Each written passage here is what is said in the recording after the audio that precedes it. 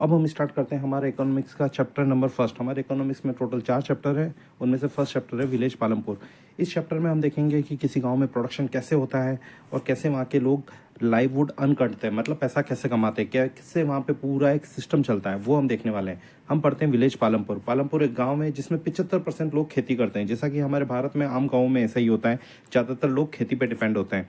कुछ लोग यहाँ पे मैन्युफैक्चर भी करते हैं। मैन्युफैक्चरिंग में यहाँ पर गन्ने से गुड़ बनाया जाता है और यहाँ पर हमें ट्रांसपोर्ट भी देखने को मिलता है। उसके अलावा पालमपुर से 3 किलोमीटर दूर एक गांव है जिसका नाम है रायगंज। रायगंज से भी थोड़ा दूर एक कस्बा मिलता है जिसका नाम है शाहपुर। वहाँ पे हमें मोटरसाइकिल देखने को मिलती है, ट्रक देखने को मिलती है ना, घोड़ा गाड़ी देखने को मिलती है और बुलक कार्ट देखने को मिलती है। चलिए ये हम देख लेते हैं पालमपुर। पालमपुर से 3 किलोमीटर दूर एक गांव है जिसका नाम है रायगंज और थोड़ी दूरी पर है एक शाहपुर सिटी। तो ये हमें विलेज पालमपुर का एक आइडिया मिल गया है। अब उसके बाद हम देखते हैं विलेज पालमपुर में टोटल 450 फैमिलीज रहती है। इनमें से 150 फैमिलीज ऐसी है जो लोअर कास्ट की आती है और 80 फैमिलीज ऐसी है जो अपर कास्ट की है। ये अपर कास्ट की जो फैमिलीज हैं इनके जो घर है वो ब्रिक्स और सीमेंट के बने हुए हैं, बल्कि जो लोअर कास्ट की जो फैमिलीज हैं इनके अगर आप घर देखेंगे तो मड मतलब मिट्टी, तो मिट्टी कच्ची घास फूस वगैरह से बने हुए हैं। ओके फ्रेंड्स, अब आगे चलते हैं। ऐसा नहीं कि विलेज पालमपुर एक गांव है तो यहाँ पे कोई सुविधा नहीं है। यहाँ पे आपको बहुत सारी सुविधाएं देखने को मिलती है। यहाँ पर इलेक्ट्रिसिटी है, उसकी वजह से यहाँ के लोग ट्यूबवेल यूज़ कर पाते हैं। खेती में अलग अलग प्रकार के जो औजार हैं वो यूज़ कर पाते हैं जो इलेक्ट्रिसिटी से चलते हैं। इसके अलावा यहाँ पर एक स्कूल भी है। यहाँ पर 2 स्कूल है, एक प्राइमरी स्कूल है और एक हाई सेकेंडरी स्कूल है। इसके अलावा यहाँ पे एक गवर्नमेंट के द्वारा रन की गई एक हॉस्पिटल या डिस्पेंसरी बोल सकते हैं, एक प्राइवेट डिस्पेंसरी भी है। तो यहाँ पे अपन ने देखा है कि 2 स्कूल और एक बड़ा स्कूल है ना। उसके अलावा एक गवर्नमेंट हॉस्पिटल, एक प्राइवेट हॉस्पिटल। तो ये सब मिलता है हमें विलेज पालमपुर में। उसके अलावा हम ये कह सकते हैं कि विलेज पालमपुर पूरी तरीके से तो डेवलप नहीं है, बट हाँ डेवलप्ड है। ऐसा नहीं कह सकते बहुत पिछड़ा विलेज है। यहाँ पे हमें road, transport, school, hospital, electricity सारी सुविधाएं देखने को मिलती है जो एक अच्छे विलेज में होनी चाहिए। तो ये कुछ हमारे टॉपिक्स हैं जो इन चैप्टर में पढ़ने हैं। हमारा फर्स्ट टॉपिक है फैक्टर ऑफ प्रोडक्शन। तो फैक्टर ऑफ प्रोडक्शन का मतलब क्या होता है? देखिए, फैक्टर ऑफ प्रोडक्शन का मतलब होता है कि फैक्टर ऑफ प्रोडक्शन का मतलब होता है प्रोडक्शन करने के लिए जो चीज़ें चाहिए होती है किसी चीज़ का। जैसे अगर हमें कोई चीज़ बनानी है तो उसमें उसको बनाने के लिए जो चीज़ें चाहिए होती है उन्हें बोलते हैं फैक्टर ऑफ प्रोडक्शन। ठीक है, फैक्टर ऑफ प्रोडक्शन 4 टाइप्स के होते हैं। उसमें फर्स्ट आता है लैंड, सेकंड आता है लेबर, फिर आता है फिजिकल कैपिटल, फिर आता है ह्यूमन कैपिटल। चलिए दोस्तों एक एक करके इनको देखते हैं। किसी भी चीज़ को बनाने के लिए जो हमें अगर एक फैक्ट्री डालनी है तो ज़मीन तो ज़रूरी है, तो उसका लिए हमें लैंड ज़रूरी है, लैंड होनी चाहिए। और जो सेकंड फैक्टर ऑफ प्रोडक्शन है वो है लेबर। और लैंड आ गई, बट हमें पेन बनाना है। पेन बनाने के लिए सबसे पहले पेन की फैक्ट्री चाहिए। पेन की फैक्ट्री चाहिए तो ज़मीन पे बनेगी। तो first factor of production land, second है लेबर, हमें काम करने के लिए लेबर चाहिए जो हमारे लिए पेन बना सकें। नेक्स्ट है फिजिकल कैपिटल। लेबर आने से कुछ नहीं होगा, लेबर को काम करने के लिए मशीन चाहिए। तो फिजिकल कैपिटल 2 टाइप की होती है, एक फिक्स्ड, एक वर्किंग कैपिटल। फिक्स कैपिटल का मतलब होता है कि जिसमें बड़ा इन्वेस्टमेंट होता है मशीन्स पे, टूल्स पे, जनरेटर पे, कंप्यूटर पे, बिल्डिंग्स पे। तो ये सब चीज़ें कहलाती है फिक्स कैपिटल। और वर्किंग कैपिटल का मतलब होता है जो डे टू डे रिक्वायरमेंट के लिए जो हमें पैसा चाहिए होता है बिजनेस की रन करने के लिए, उसको बोलते हैं वर्किंग कैपिटल। फॉर एग्जांपल एक एक ऑफिस है, ऑफिस में डे टू डे रिक्वायरमेंट के लिए जो पैसा चाहिए होता है, फॉर एग्जांपल उनके टी स्नैक्स के लिए जो पैसे चाहिए, फोटोकॉपी के लिए पैसे चाहिए, या डे टू डे रिक्वायरमेंट के लिए जो रॉ मटेरियल चाहिए फैक्ट्री में लगेगा, जो नई चीज़ बनेगी, उसको बोलते हैं वर्किंग कैपिटल। उसके अलावा ह्यूमन कैपिटल। तो दोस्तों आपको पता है कैपिटल का मतलब होता है कि कोई चीज़ नई प्रोड्यूस पैसा, बट वही पैसा अगर हमें ह्यूमन के रूप में मिल जाए, मतलब ह्यूमन कैपिटल। आपको पता है ह्यूमन भी एक बहुत अच्छा कैपिटल है ना। आपने देखा होगा एमबीए होती है, एमबीए होती है एचआर, ह्यूमन रिसोर्स। तो ह्यूमन को भी एक रिसोर्स की तरह अपन लेते हैं, तो ह्यूमन भी एक रिसोर्स की तरह देखा जाता है। तो ये देखिए 4 फैक्टर ऑफ प्रोडक्शन जो ज़रूरी है किसी भी चीज़ का प्रोडक्शन करने के लिए। तो फर्स्ट हमने पढ़ा है फैक्टर ऑफ प्रोडक्शन क्या क्या होते हैं, मतलब प्रोडक्शन करने के लिए कितने 4 चीज़ों की ज़रूरत है। अब हम ये देखेंगे कि ये फैक्टर ऑफ प्रोडक्शन पालमपुर में किस प्रकार से काम करते हैं, मतलब ये 4 चीज़ें पालमपुर में कैसी हैं। तो फर्स्ट अपन आते हैं पालमपुर में लैंड के ऊपर। तो हमें 3 चीज़ें देखनी है। जैसा फर्स्ट है उसमें से लैंड इज़ फिक्स। तो आपको सबको पता है कि लैंड इस पूरी दुनिया में फिक्स है, लैंड को आप बढ़ा नहीं सकते हैं। और 2018 की रिपोर्ट आई है, उसके अनुसार 60% लोग इंडिया में खेती करते हैं। तो पालमपुर में भी करीब करीब ऐसा ही है, 75% लोग खेती पे डिपेंडेंट है। बट पालमपुर की पॉपुलेशन धीरे धीरे बढ़ती जा रही है। तो ये अब देखने को मिलता है। तो कल्टीवेटेड लैंड जो होती है, ज़मीन तो फिक्स है, बट मतलब ज़मीन फिक्स है बट पॉपुलेशन बढ़ रही है। इसका मतलब ज़मीन की सप्लाई तो कम होती जा रही है क्योंकि पॉपुलेशन बढ़ती जा रही है। तो फर्स्ट मेथड क्या है इस प्रॉब्लम से निपटने का? फर्स्ट मेथड हम ये कर सकते हैं, जो बैरन, जो बंजर ज़मीन है, उसको हम कल्टीवेटेड लैंड में कन्वर्ट कर लें। बट पालमपुर में पॉसिबल नहीं है क्योंकि 1960 में पहले ही अपन बंजर ज़मीन को कल्टीवेटेड लैंड में कन्वर्ट कर चुके हैं। तो पालमपुर में ये चीज़ पॉसिबल नहीं है। तो क्या करें? तो जो सेकंड अपन ऑप्शन देखते हैं कि क्या कोई तरीका है कि हम सेम ज़मीन पे ज़्यादा फसल उगा सकें। तो इसको देखने से पहले हम देख लेते हैं विलेज पालमपुर का जो क्रॉपिंग पैटर्न है वो यूपी के किसी गांव से बहुत मिलता जुलता है। रेनी सीजन में जवार बाजरा उगाया जाता है, अक्टूबर दिसंबर में जिसको रबी का सीजन कहते हैं वहाँ पे पटेटो उगता है, और विंटर सीजन मतलब रबी सीजन वीट उगता है। वेन मोर, जब एक ही क्रॉप को बहुत when more than one crop in grown on a piece of land during the year, it is known as multiple cropping। मतलब एक ही जमीन के टुकड़े पे जब अलग अलग फसलों को अलग अलग तरीके से अलग अलग उगाया जाता है। हर बार अलग फसल उगाना इसलिए ज़रूरी है क्योंकि ज़मीन की फर्टिलिटी बनी रहती है, उसको बोलते हैं मल्टीपल क्रॉपिंग। नेक्स्ट है इलेक्ट्रिसिटी। इलेक्ट्रिसिटी आने की वजह से पालमपुर में जो इरीगेशन फैसिलिटीज़ है उनका बहुत अच्छा विकास हुआ है। और जो 1960 में ग्रीन रेवोल्यूशन आया था उसकी वजह से अच्छी क्वालिटी के बीज, fertiliser, tractor, thresher, combine machine, high yield variety seeds, fertilisers, pesticides, ये सब आए। तो उनकी वजह से हमें देखने को मिला है पंजाब, हरियाणा, वेस्टर्न उत्तर प्रदेश, यहाँ पे जो जो प्रोडक्शन था अचानक बढ़ गया है। ग्रीन रेवोल्यूशन आने से पहले हमें बाहर से अनाज मंगाना पड़ता था, सेल्फ डिपेंडेंट नहीं थे, बट उसके बाद हम सेल्फ डिपेंडेंट बन गए। हमें किसी और की ज़रूरत नहीं है, हम अपना खाना खुद ही उगा सकते हैं। तो ये मॉडर्न फार्मिंग टेक्निक में ये सब चीज़ें देखने को मिलती है। पर मॉडर्न फार्मिंग टेक्निक से फ़ायदा क्या होता है? नॉर्मल बीज जहाँ पर 1 हेक्टर में 1300 केजी उगा पाता है, बट ये जो हाई यील्ड वेराइटी सीड्स हैं ये 1 हेक्टर में 3200 केजी उगा पाते हैं। तो जो अपना सेकंड जो अपन क्वेश्चन पूछ रहे थे कि is there is any way to grow more from the same land, क्या सेम ज़मीन पे ज़्यादा उगाया जा सकता है? इसका आंसर है यस, हाँ उगाया जा सकता है। अच्छे fertilisers, pesticide, modern farming techniques का यूज़ करके उगाया जा सकता है। बट तुम्हें नहीं लगता है दोस्तों, अगर अपन ये सब चीज़ें करेंगे, मतलब मॉडर्न फार्मिंग टेक्निक्स यूज़ करेंगे, तो इससे ज़मीन को कोई नुकसान पहुँचेगा? 100% पहुँचेगा, ज़मीन खराब होगी। तो यही हमारा थर्ड टॉपिक है, विल द लैंड सस्टेन। अगर हम ज़मीन को modern farming techniques, fertiliser, pesticides ज़्यादा यूज़ करेंगे तो over use of natural resources होगा, सॉइल की फर्टिलिटी कम होगी, ग्राउंड वाटर कम होगा। तो लॉन्ग इम्पैक्ट अगर अपन देखें तो ये इसका सही नहीं है। तो फर्स्ट फैक्टर ऑफ प्रोडक्शन था लैंड, है ना, वो हमने पालमपुर में पढ़ा। अब देखते हैं पालमपुर में डिस्ट्रीब्यूशन किस प्रकार का है, मतलब किस इंसान के पास कितनी ज़मीन है। तो ये अपन देखते हैं, आपकी बुक का एक डायग्राम है, इसमें दे रखा है। देखिए कुछ लोगों के पास तो बहुत बड़ी बड़ी ज़मीन है और कुछ लोगों के पास एक छुटपुट, है ना, मतलब आप खिचड़ी जिसको बोल सकते हैं ना, छोटी छोटी ज़मीन है। और कुछ लोगों के पास बहुत बड़ी ज़मीन है, बहुत बड़ा आराम से इंजॉय कर रहे हैं, और कुछ लोगों के पास बहुत छोटी छोटी ज़मीन है। तो यहाँ पे अपन देख सकते हैं पालमपुर में 240 ऐसी फैमिली है जिनके पास 2 हेक्टर से भी कम ज़मीन है, मतलब खिचड़ी छोटी छोटी ज़मीन है। और 60 फैमिलीज ऐसी है जिनके पास 2 हेक्टर से भी ज़्यादा ज़मीन है, मतलब बहुत ज़्यादा ज़मीन है। और 150 फैमिलीज ऐसी भी है जिनके पास कोई ज़मीन ही नहीं है। तो ये देख सकते हैं हम इसके आगे कि पालमपुर में किस प्रकार से कितने लोगों के पास कितनी ज़मीन है। एक बुक का एक एग्जांपल है, अपन गोविंद का देखते हैं। गोविंद के पास 2.25 हेक्टर ज़मीन है, उसके 3 बच्चे होते हैं, हर बच्चे को 0.75 हेक्टर मिलती है। बट इससे प्रॉब्लम क्या है, ज़मीन के टुकड़े जब बच्चे के बच्चे होते जाते हैं तो ज़मीन के टुकड़े इतने छोटे हो जाते हैं कि 0.75 हेक्टर पे अगर वो कुछ भी यूज़ कर ले, हाइड वैरायटी सीड्स वगैरह कुछ भी यूज़ कर ले, तो कितना ही उगा पाएगा, है ना।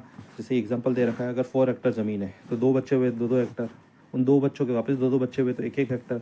इस प्रकार से ज़मीन आगे से आगे जब जाती है तो कम होती जाती है।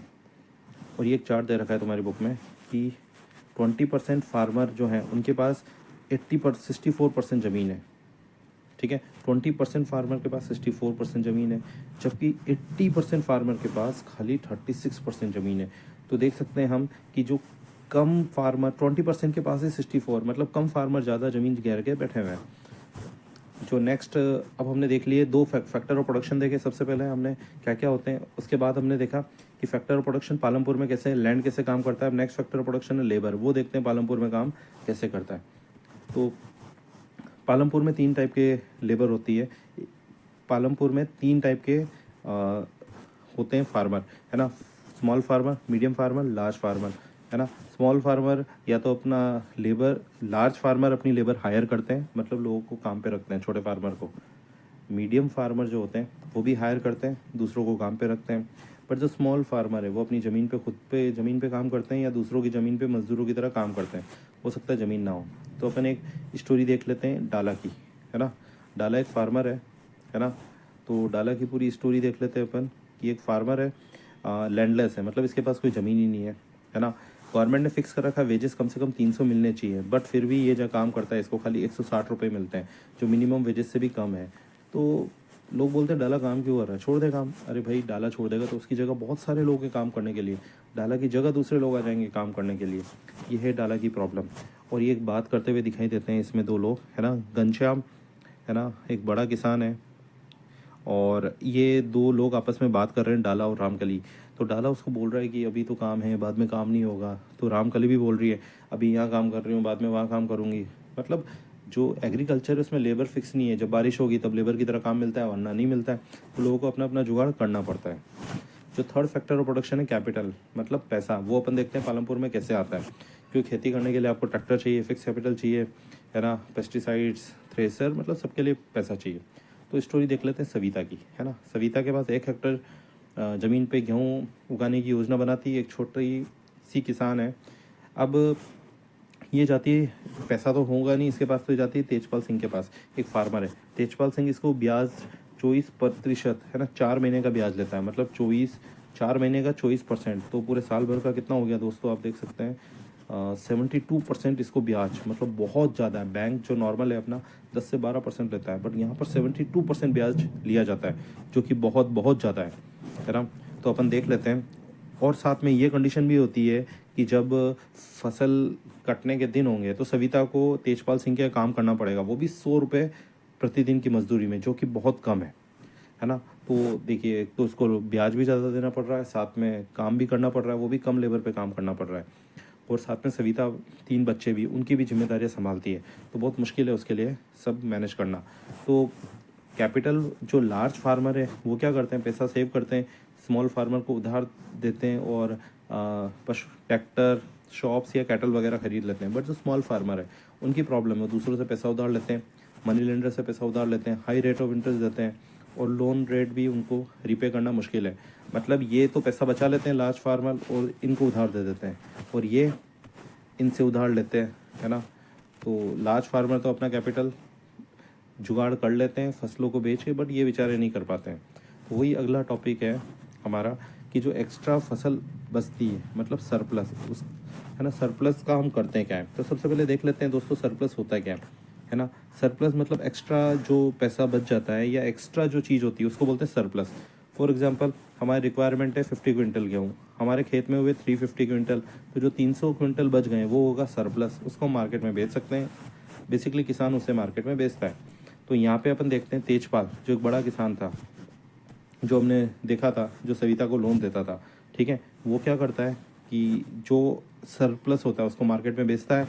और जहाँ हमने पिछले गोविंद का देखा था, जिसके 3 बेटे थे, 2 हेक्टर ज़मीन थी, 2.25 हेक्टर, वो क्या करते हैं, है ना, जो हर बच्चे के पास 0.75 हेक्टर ज़मीन है, तो वो जो उगाते हैं उनकी फैमिली नीड्स में पूरा होता है, इतना हो ही नहीं पाता है कि उसको एक्स्ट्रा बेचें। जबकि तेजपाल जो प्रोड्यूस एक्स्ट्रा होता है उसको मार्केट में बेचता है, ठीक है।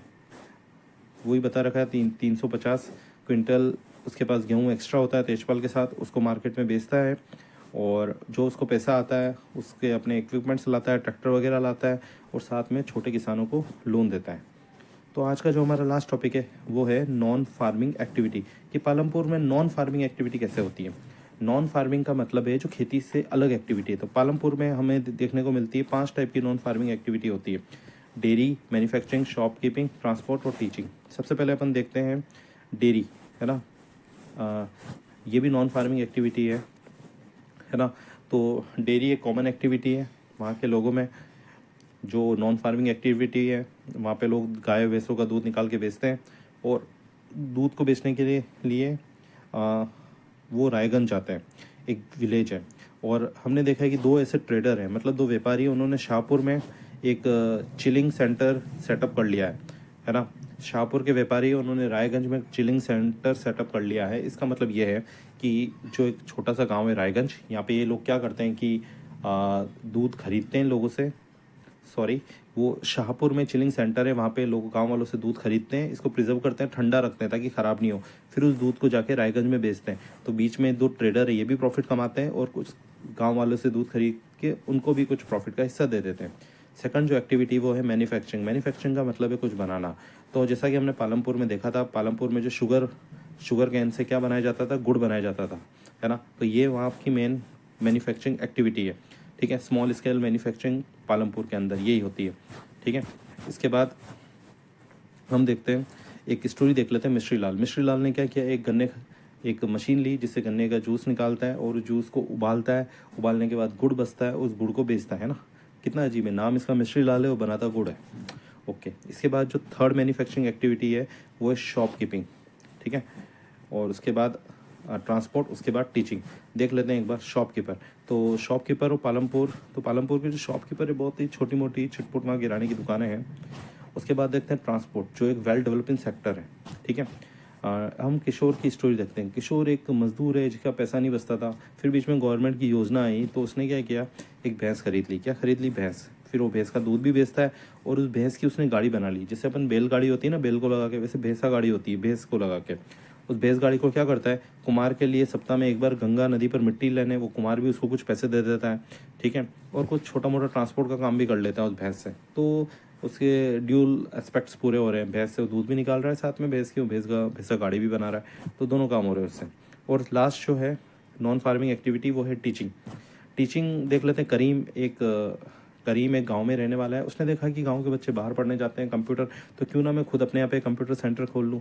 तो उसने अपने यहाँ पर ही, मतलब विलेज पालमपुर में कंप्यूटर सेंटर खोल लिया। अब कंप्यूटर सेंटर में उसने 2 महिलाओं को रख लिया जो वहीं गाँव की थी, और लोगों को बाहर नहीं जाना, बच्चों को बाहर नहीं जाना पड़ता, पालमपुर में ही सीख लेते हैं वो लोग कंप्यूटर, और करीम की भी थोड़ी अर्निंग हो जाती है। तो ये हमने देखा है किस प्रकार से पालमपुर में नॉन फार्मिंग एक्टिविटी परफॉर्म करी जाती है। तो पालमपुर ओवरऑल एक गांव है जिसमें क्या होता है पूरा बताया गया है। और लास्ट में एक अच्छा सा नोटिस दिया हुआ हमें कि पालमपुर एक इमेजनरी गांव है, रियल में ऐसा कोई गांव एग्जिस्ट ही नहीं करता है पूरे इंडिया में। सो दोस्तों, goodbye, good luck for your exam.